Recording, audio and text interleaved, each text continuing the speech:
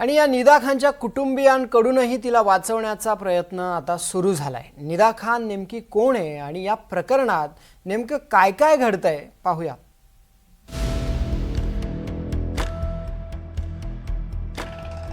नाशिकमधील धर्मांतर रॅकेटची मास्टरमाइंड निदा खान 22 दिवसांपासून फरार। मास्टरमाइंड निदा खानची हकालपट्टी। नाशिकच्या TCS कंपनीमधील महिला अत्याचार आणि बळजबरीने धर्मांतरण प्रकरणी नाशिकच्या मुंबई नाका आणि देवळाली पोलीस ठाण्यात 8 जणांविरोधात गुन्हा दाखल करण्यात आलाय। या प्रकरणी 7 जणांना अटक करण्यात आली असून मुख्य सूत्रधार असलेली निदा खान मात्र गेल्या 22 दिवसांपासून फरार आहे।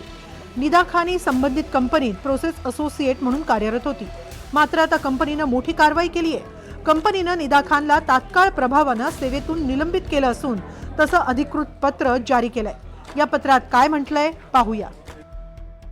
तुमच्या विरुद्ध एक अत्यंत गंभीर प्रकरण नोंदवलं गेल्याची माहिती कंपनीला मिळाली।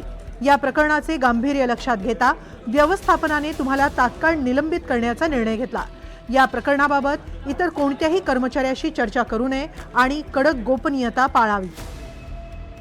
संबंधित कंपनीचं हे पत्र 9 एप्रिल रोजीचं असल्याची माहिती समोर आली आहे। निदा खान हिला पाठवलेल्या निलंबन पत्रात अत्यंत कडक शब्दांत सूचना करण्यात आल्या आहेत। या आदेशाचं उल्लंघन केल्यास अधिक कडक शिस्तभंगाची कारवाई करण्याचा इशारा देण्यात आलाय।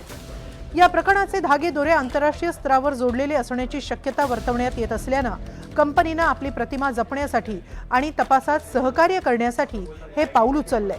दरम्यान निदा खानची या प्रकरणात नेमकी काय भूमिका आहे ते समजून घेऊया।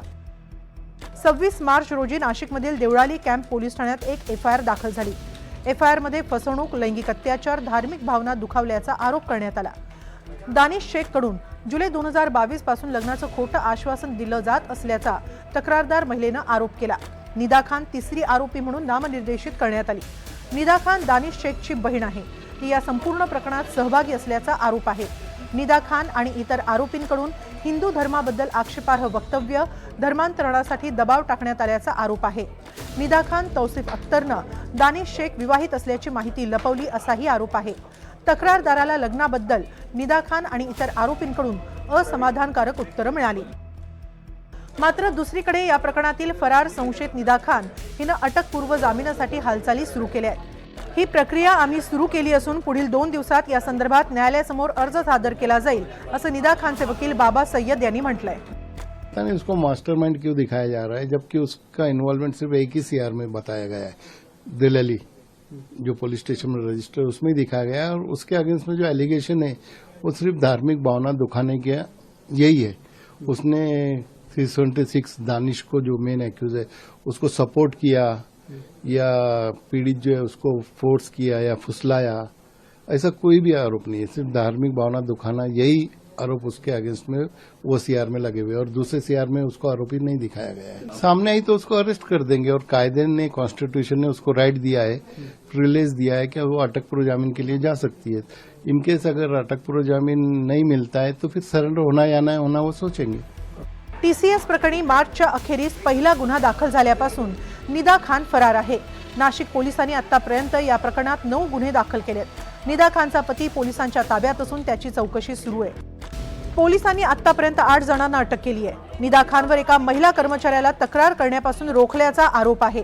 तर दुसरीकडे 22 दिवसांपासून फरार असलेल्या निदा खानला अटकपूर्व जामीन मिळावा यासाठी तिच्या कुटुंबियांनी वकिलामार्फत प्रयत्न सुरू केले। निदा खान ही सध्या गर्भवती आहे। यासह अन्य वैयक्तिक कारण देऊन जामिनासाठी न्यायालयात अर्ज केला जाणार आहे। निदा खान आता स्वतःहून समोर येणार की पोलीस तिचा शोध घेण्यात यशस्वी ठरणार हेच पाहायचंय। Bureau report, NDTV Marathi.